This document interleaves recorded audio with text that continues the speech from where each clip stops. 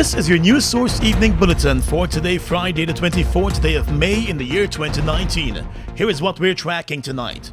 The Civil Defense Commission has dispatched monitoring teams to a number of interior regions, including Madhya, following reports of flooding because of persistent and heavy rainfall over the past few days. Director General of the Civil Defense Commission, Lieutenant Colonel Kester Craig, told News Source this afternoon that supplies are also being flown into the areas to offer relief to residents who have been affected by the floods. First, the water is receding. Secondly, the CDC deployed an assessment team. The team is on the ground currently to get more detail as relates to the flood impact. Thirdly, we sent in some cleaning hampers because the water has receded in most of the homes, almost all of the homes, and people would have returned to the homes and sent cleaning hampers to help clean to prevent insects and snakes and stuff to come around the area. There's one family of 5 that needs shelter. So the team is looking to identify shelter for that person, and we're also taking some food supplies for that family. But the team is on the ground, and once we get additional information, we know what other intervention we will do. And sir, we know of course it's the rainy season beginning. What is the CDC doing to prepare for other possible situations like this? All right, so the thing is that we have what's called a regional disaster risk management system.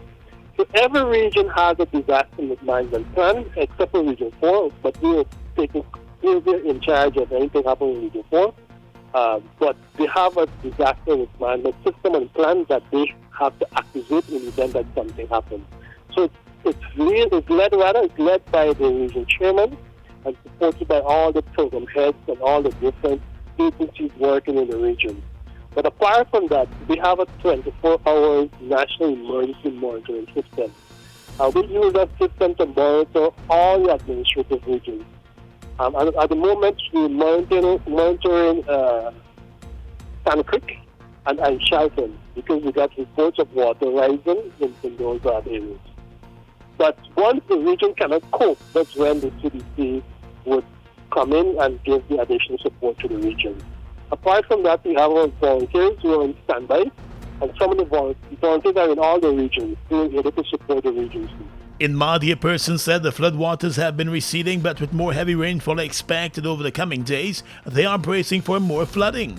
The CDC head also said the regional disaster management bodies will continue to pay close attention in the regions. More news coming up in just a moment. Hello, baby. Yeah. It's knocked away from Young Huang. Yo, why you gotta get away from the credit, buddy? I reckon you got time for blah blah. Let me watch the game. But it's not you that buy back the credit when it's done.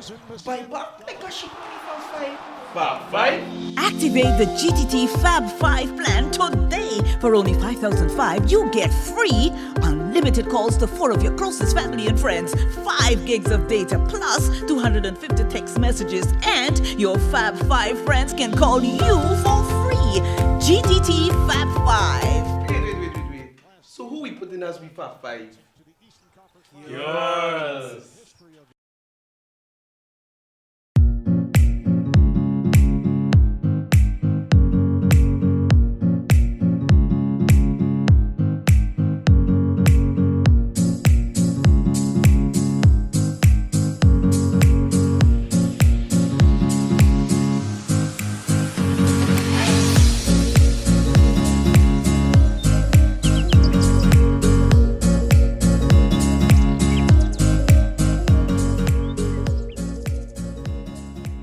We are legions of men standing strong, but never too proud to stoop and help someone. We must send a clear signal to all. Do right, walk in upright ways, knowing that's what being a man is all about. And ever aware that things will only get worse when good men do nothing. Stand strong, be the one to live right. Join in the celebration as Curtains and Drapery celebrates their 18th anniversary. During the month of May, all customers will enjoy 18% off on selected items in store. As we continue to celebrate, on the 25th, all customers will enjoy extra discounts while enjoying steel band music, snacks and refreshments, and gift giveaways. So come join the celebration. It's Curtains and Drapery's 18th anniversary. Curtains and Drapery, 110 Regent Street, between Albert and Light Street. Welcome back. The government of Guyana and the Guyana Public Service Union have agreed to establish a high-level committee on the public service in Guyana. The committee is expected to be in place by the 1st of June. The decision to form the committee came on Thursday during a meeting between President David Granger and the government team and the president and executives of the Guyana Public Service Union. President Granger said the meeting was a demonstration of his government's commitment to engage the GPSU in an effort to ensure that workers in the public service can earn a livable wage, enjoy better working conditions, and benefit from training. The high-level committee will meet and address several issues related to the Guyana Public Service and formulate a report, which will be taken to the cabinet. According to the president, the public service cannot be disassociated from the concept of public trust and must comprise men and women of intelligence, integrity, and impartiality if it is to enjoy public trust and to achieve its administrative objectives. He has also noted that the administration is serious about implementing reforms that will create a brand new public service, one which is characterized by fairness, equality, responsiveness, reliability, and efficiency, and it is for this reason the Commission of Inquiry into the Public Service was launched 3 years ago. Some recommendations from that Commission of Inquiry geared at improving working conditions and all the factors which influence the work of public servants are already being implemented by the government, according to the Ministry of the Presidency. Well, some classes at the University of Guyana were affected for a short while today after the university received a bomb threat through an anonymous post on Facebook. The person who made the threat started to dispatch it early this morning to media houses, even with a photograph of a bomb that was taken from media reports of a bomb threat in Europe more than a year ago. The Guyana police force was alerted by several media houses, and investigators were dispatched to the Turkine campus. Several examinations were listed for today, and investigators believe it may have been a planned effort to cancel the exams and classes at the university. Once the investigators found nothing suspicious, classes continued. A few months ago, similar threats were made against the university, and a student from the same university was charged in connection with those threats. In the courts, moments after being remanded to jail over the alleged rape of a 15-year-old girl, a 24-year-old minibus conductor fainted in court. The accused, Dorian Fredericks, appeared before the chief magistrate today and was not required to enter a plea to the indictable charge. It is alleged that between the 1st and 31st of October 2016, the conductor sexually penetrated a young girl in the North Rheinville area. Reports indicated that Fredericks dealt the young woman several slaps, forced her on the bed, and sexually assaulted her. After listening to the facts of the matter, the chief magistrate remanded the accused to jail until the 29th of this month. It was then that the accused collapsed in court and had to be helped into the holding facility by police officers.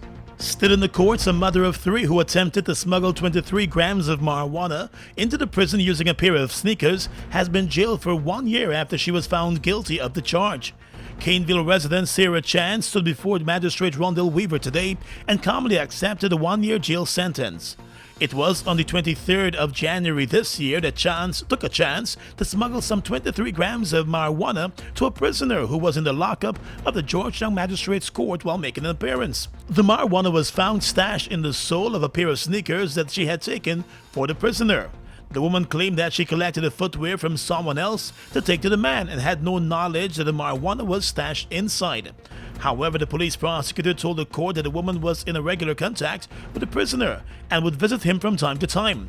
Officers testified that when the woman was told that the sneakers had to be searched, she started to behave in a suspicious manner. She was arrested following the discovery. Let's tell you now that 1 week after an Essequibo man brutally stabbed his reputed wife to death, he was today charged and remanded to jail for the murder. 50-year-old David Nurine appeared before the chief magistrate and was not required to enter a plea to the indictable charge. The court was told that on the 16th of May at Anna Regina, the accused stabbed his reputed wife, Farida Kayam, to death after allegedly returning home and finding another man in the house a few days before. It is reported that the accused got into a fight with the woman, her son, and her male friend, and he claims he was beaten a few days earlier. However, the accused attacked the reputed wife 2 days later after they got into another argument over the other man who was in the house.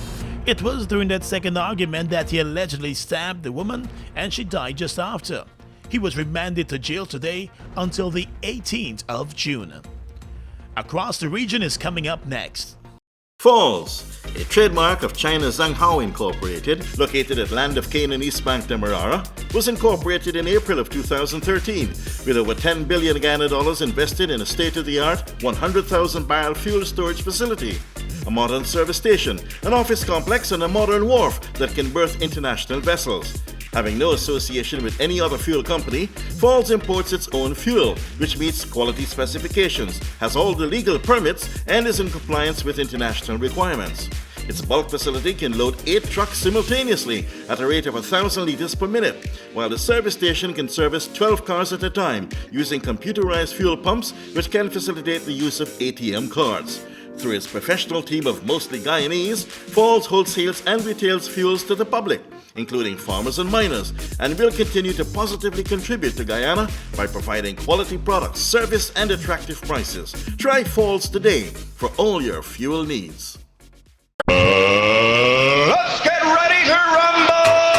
Guyana, get ready for one of the biggest sporting events in history, going down the 26th of May, when Team McNeil Cameron presents their first annual track and field championships, Mackenzie High School versus the Wisma Christianberg Secondary. It's going down at the MSC ground, Linden. Starting time at 9 a.m. Admission, adults $500 and kids $300. Event is being sponsored by Banks DIA, Stars Party Rental, Tropical Reflections Restaurant Tigwill, Foreign Links Motor Spears, Power Producing and Distribution Inc., Super Graphics MoneyGram, and Bosai Inc.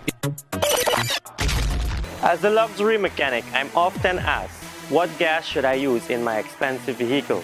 In other countries, you have regular and mid-grade gasoline known as 87, 89, and premium gasoline known as octane 93 to 95. For affordable, high-quality fuel, performance, and high mileage, visit Guy Oil today. Choose Guy Oil Super 95. Guy Oil, we are everywhere. Across the region right now, a majority in Brazil's Supreme Court has voted in favor of making homophobia and transphobia crimes. 6 out of 11 judges voted to consider discrimination against gays and transgender people equivalent to racism. That decision will give the community, which suffers constant attacks, real protection, activists say. At least 141 LGBT people have been killed in Brazil this year, according to rights groups. The Catholic Church and the evangelical movement in Brazil are frequently critical of gay rights, and the far-right president Jair Bolsonaro, elected last year with strong support of conservative voters, is a self-described homophobe. For almost 20 years, there have been efforts to make homophobia a crime in Brazil, but legislation on the matter has faced resistance among conservative and religious groups in Congress. In Trinidad and Tobago, the Prime Minister there, Dr. Keith Rowley, says while the Twin Island Republic is attempting to help persons fleeing the crisis in Venezuela, his country will not be able to cope with a large-scale migration. Rowley, speaking at the post-cabinet press conference yesterday, said Trinidad and Tobago cannot be the solution for the millions of Venezuelans fleeing their homeland. He stressed that his first priority is the welfare of the people of Trinidad and Tobago. Rowley also warned that Trinidad and Tobago might have to ensure that the migration of Venezuelans comes to an end. Concerning security, the Prime Minister said his administration is not naive to the fact that criminal elements are also attempting to exploit the generosity of his country. And finally tonight, international news. British Prime Minister Theresa May has said she will quit as Conservative leader on the 7th of June, paving the way for a contest to decide a new Prime Minister. In an emotional statement, the British Prime Minister said she had done her best to deliver Brexit, and it was a matter of deep regret that she had been unable to do so. Mrs. May said she would continue to serve as a Prime Minister while a Conservative leadership contest takes place. The party said it hoped a new leader could be in place by the end of July. It means Mrs. May will still be Prime Minister when US President Donald Trump makes his visit to the UK at the start of June, and that will be an official state visit. And that's your News Source Evening Bulletin for tonight. I'm Gordon Mosley reporting and wishing you a pleasant weekend.